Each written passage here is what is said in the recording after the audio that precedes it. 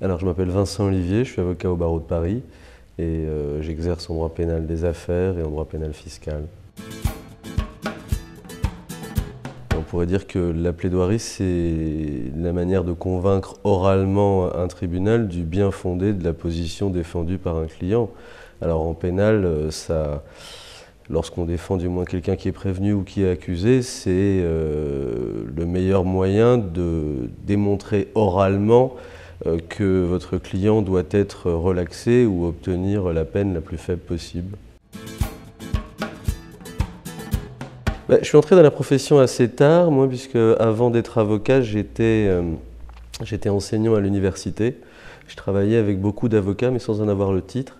Et donc je suis entré dans la profession, si je m'en souviens bien, en mars 2004. Ce qui ne fait pas si longtemps que ça, finalement, ça fait une douzaine d'années. Et ma première plaidoirie m'a été apportée par mon patron de l'époque. J'étais donc jeune collaborateur et il s'agissait d'une plaidoirie importante parce que j'ai commencé comme partie civile dans un dossier d'assises qui s'est d'ailleurs par la suite révélé assez célèbre puisqu'il s'agissait du procès de Marc Machin qui était accusé d'avoir tué une femme sur le pont de Neuilly. Et j'y étais donc partie civile pour la mère de la victime. J'étais terrifié comme tous ceux qui doivent plaider pour la première fois. J'étais aussi terrifié qu'excité par l'opportunité qui m'était donnée. Et donc ça m'a amené à beaucoup travailler sur la question et à y consacrer tout mon temps et toute mon énergie. C'était quasiment ma première fois si l'on accepte les quelques exercices qu'on avait eu l'occasion de faire lorsque j'étais à l'école d'avocat. Mais effectivement, j'avais presque 10 années d'enseignement derrière moi, ce qui signifie que la prise de parole en public n'était pas quelque chose qui m'était complètement étranger. Maintenant, dans le cadre d'une plaidoirie, et spécialement d'une plaidoirie aux assises, les choses sont radicalement différentes. D'une part, il y a un monde entre enseigner l'apport d'un arrêt à un groupe d'étudiants ou développer un cours même dans un amphithéâtre pendant un cours magistral et arriver dans une cour d'assises où la vie d'un homme est en jeu, où les faits qui vous amènent là sont souvent assez atroces et où il y a une émotion et une tension très palpable. Et où par ailleurs on ne peut pas se rattraper comme on peut se rattraper lorsqu'on donne un enseignement. Donc effectivement, surtout devant la cour d'assises, et même pour des avocats qui sont très entraînés, c'est un moment très particulier. Déjà en lisant le dossier de fond en comble plusieurs fois à l'endroit, à l'envers, en diagonale et en faisant toutes les recherches nécessaires et puis en tentant de trouver les mots qui permettraient de convaincre les jurés et la cour d'assises de la douleur de ma cliente et de l'impact que le crime pour lequel M. Machin avait été renvoyé devant la cour d'assises, la douleur que ça avait pu lui occasionner. À l'époque, je connaissais par cœur mon texte et il était même écrit sur des pages devant moi et je ne m'en suis que très peu écarté. Avec le recul, ce n'est évidemment pas la meilleure manière de plaider. Il faut, enfin en tous les cas aujourd'hui c'est la conviction que j'ai, il faut avoir quelques éléments clés, quelques points forts qu'on sait à quel moment présenter et autour de cela il faut un petit peu se laisser porter par l'envie qu'on a de démontrer quelque chose et par l'émotion qui nous saisit au fur et à mesure que l'on plaide. D'une manière générale, si on veut convaincre quelqu'un, c'est quasiment impossible si ce quelqu'un s'aperçoit qu'en réalité vous ne faites que réciter un texte que vous avez écrit auparavant.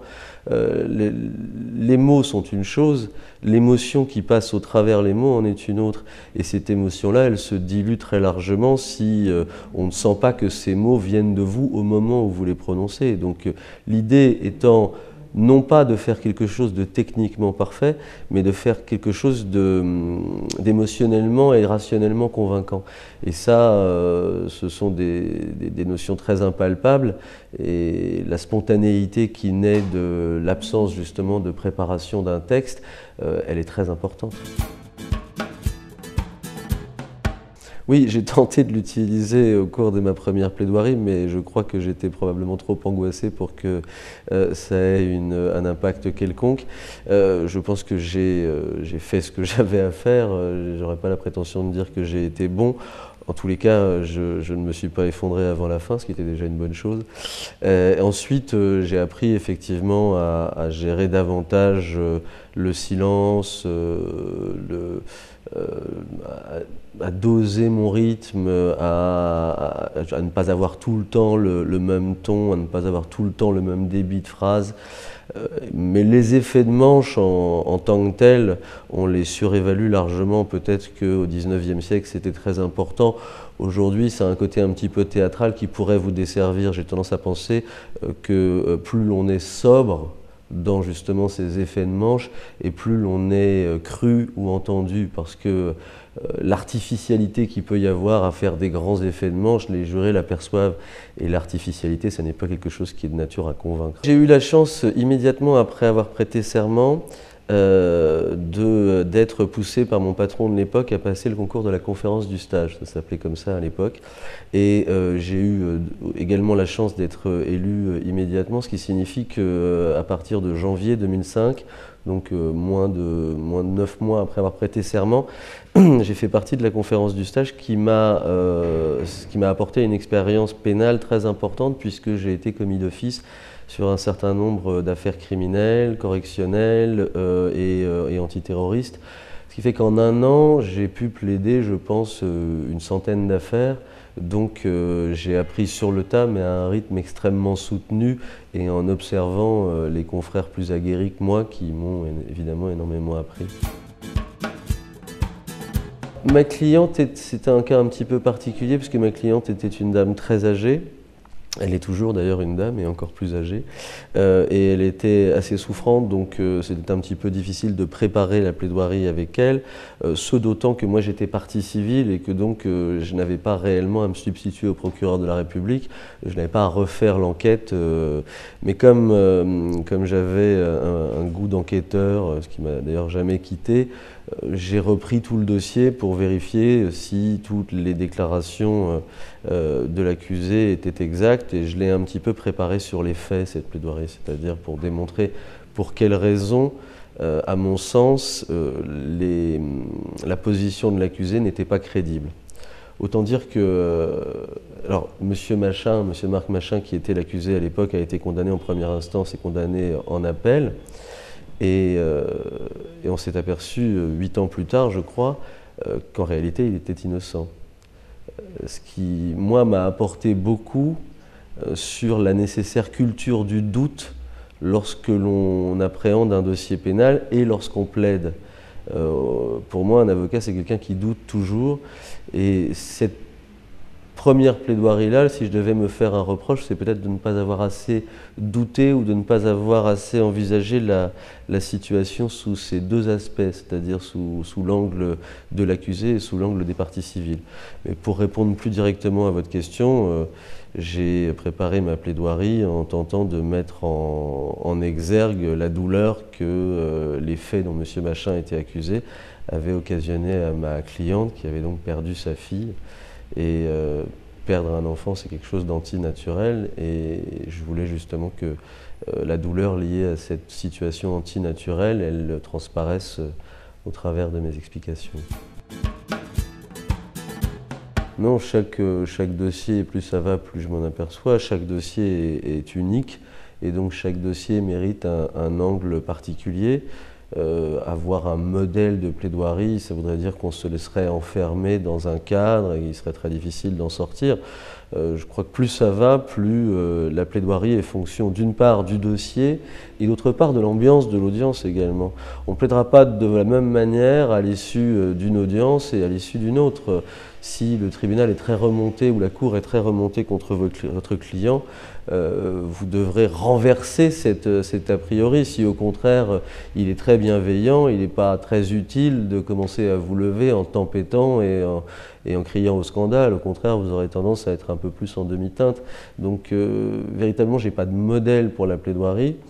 Alors après, il y a dans comment dirais-je, les leçons entre guillemets d'éloquence. Il y a des plans un peu classiques. On dit que la plaidoirie doit commencer par une exorde, qui laisse à entendre quel est l'intérêt réel de ce qui est en train de se jouer. Au cours de cette introduction, si on peut la qualifier comme ça, il s'agit de capter un petit peu la bienveillance du tribunal et puis ensuite de dérouler les quelques arguments que l'on a pour le prévenu ou l'accusé et de terminer de nouveau en donnant envie au tribunal de suivre vos thèses. Donc il y a peut-être un canevas que tous les avocats suivent plus ou moins consciemment, mais un plan de plaidoirie, non, j'en ai pas et je ne pense pas qu'il en existe réellement. Il y a des avocats qui plaident merveilleusement bien et que c'est toujours un plaisir d'écouter et effectivement on s'en inspire, mais des avocats morts ou des avocats vivants d'ailleurs. Il y a un avocat qui s'appelle Maurice Garçon qui est aujourd'hui décédé depuis fort longtemps, mais qui a été l'un des plus grands avocats de l'avant-guerre et de l'après-guerre et il a fait quelques enregistrements de radio. Et ça m'a beaucoup appris sur la manière de poser sa voix et de laisser la place au silence qui sont aussi importants que ce qu'on peut dire. Et sinon, j'ai vu certains de mes éminents confrères plaider, soit dans des dossiers où j'avais la chance d'être à leur côté, soit en allant les écouter. Et oui, ça m'a toujours inspiré et ça m'inspire encore. La partie civile, on a un rôle qui est plus limité, même si aujourd'hui la tendance législative et civilisationnelle va vers plus de place laissée aux victimes dans le procès pénal. Mais la conception classique de la partie civile, c'est qu'elle est là tout simplement pour réclamer l'indemnisation du préjudice que lui a causé l'infraction. Elle n'est pas là pour se substituer au procureur de la République, donc elle n'est pas là pour demander une peine ou demander à ce que la culpabilité du prévenu soit reconnue. Elle est là pour faire valoir le préjudice de la partie civile. Donc c'est à la fois plus simple, puisqu'on n'est pas confronté à une accusation. Au contraire, on peut souvent, voire très souvent, s'appuyer sur le ministère public qui va porter la thèse de la culpabilité du prévenu ou de l'accusé, mais c'est également plus difficile dans la mesure où c'est une position qui est un petit peu ambiguë, parce qu'on n'est pas là pour accuser à la place du ministère public, donc finalement si on se limite à la simple question de l'indemnisation du préjudice, on peut se trouver parfois un peu à côté de l'audience et surtout ne pas satisfaire réellement les attentes de ses clients. Le stress existe toujours, c'est un peu comme la phrase de Jouvet sur le trac, ça vient avec le talent, mais non, le stress existe toujours, je le gère en travaillant les dossiers, parce que moins on a travaillé le dossier et plus on est stressé. Il est bien évidemment différent, enfin de nature différente lorsqu'on plaide aux assises en défense sur un dossier extrêmement délicat ou lorsqu'on est sur une petite audience correctionnelle pour une infraction qui est de moindre importance. Mais il existe toujours, il se gère par le travail et puis lorsqu'on commence à plaider, le stress disparaît. Les quelques premières secondes de plaidoirie sont toujours un moment d'angoisse assez prégnant, mais si on a travaillé son dossier, après quelques instants, le stress disparaît et on n'est plus concentré que sur ce que l'on doit faire. Un jeune avocat qui ferait sa première plaidoirie, je lui dirais d'être sincère, bien évidemment d'avoir antérieurement travaillé son dossier de manière à le connaître sur le bout des doigts. Je lui dirais d'être sincère et, puisqu'on en parlait tout à l'heure, peut-être de ne pas céder à la tentation de vouloir surjouer cette plaidoirie. Au XIXe siècle ou même au début du XXe, les avocats avaient tendance à être des acteurs de théâtre avec de longues citations, des tournures de phrases assez empoulées, même un ton de phrase lui-même assez empoulé. Et ça satisfaisait une oreille qui était l'oreille contemporaine. Les gens étaient habitués à entendre les gens parler comme ça. Il suffit d'écouter les orateurs de radio de l'après-guerre pour s'apercevoir que le phrasé a bien changé en 50, 60 ans. Aujourd'hui, les gens ne sont plus du tout habitués à entendre quiconque parler comme ça. Donc si on est trop artificiel, si on est trop théâtral, on ne se fait pas entendre parce que l'oreille des auditeurs n'est pas habituée à ce type de phrase. La sincérité, en revanche, a tendance à passer mieux. Et je dirais aussi d'être malin et de ne pas se reposer précisément sur des canevas qui seraient, qu'on pourrait penser être des canevas qui peuvent servir en toutes circonstances. Il faut véritablement se rendre compte que chaque dossier est unique et que donc chaque dossier nécessite un traitement qui lui est tout particulier, et c'est comme ça qu'on parviendra à convaincre le juge. Et enfin, troisième conseil, il n'est pas interdit de faire appel à l'humour. L'humour est une manière de capter l'attention de votre auditeur. Comme d'une manière générale, il n'est pas interdit, il est même conseillé de faire appel à l'émotion et à toutes les facettes de l'émotion. Si je devais résumer tout ça, je dirais qu'une plaidoirie, c'est un monde, et dans l'idéal, une plaidoirie, c'est un monde dans lequel on peut trouver toutes les facettes des émotions humaines.